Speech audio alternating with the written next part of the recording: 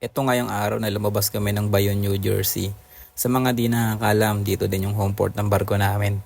Sobrang lamig dito mga men nung time na to. Sumakay kami ng taxi papuntang New York. Dalawa lang kami dyan na lumabas kasi nga US port yan.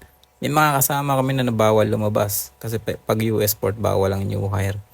Halos inabot din ng 30 minutes from Bayonne, New Jersey to Times Square. Medyo may kamahalan ng pamasahe kasi nga dalawa lang kami.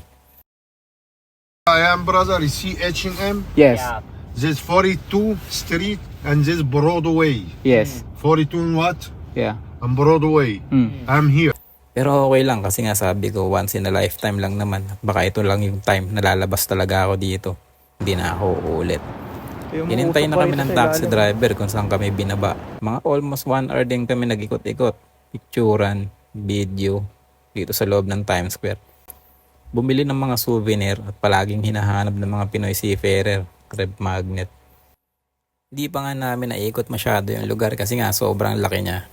At ingat din kami dito sa pag-iikot kasi alam nyo na, may mga bigla-bigla na lang daw na nanaksak dito. Tsaka pag pumunta kayo dito, ingat kayo sa mga nakamaskot. Kasi pagkatapos ng picturean, bigla silang maniningil. Kasi nga yun lang daw ang trabaho nila. Buti na lang may extra kami na $5. Ayaw pa nila tanggapin pero kalaunan kinuha din nila. After nun, umalis na kami kaagad.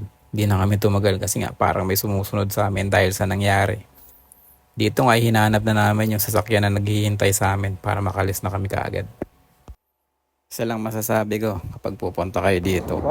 Enjoy nyo lang yung lugar. Maganda naman. Kaso lang, dapat may konting pag-iingat. Bye-bye New York. Hindi na ako babalik dito ngayon lang to. Sinulit ko lang.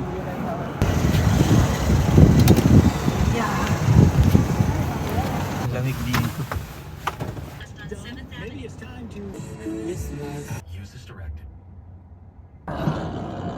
Thank you. Thank you. Thank you.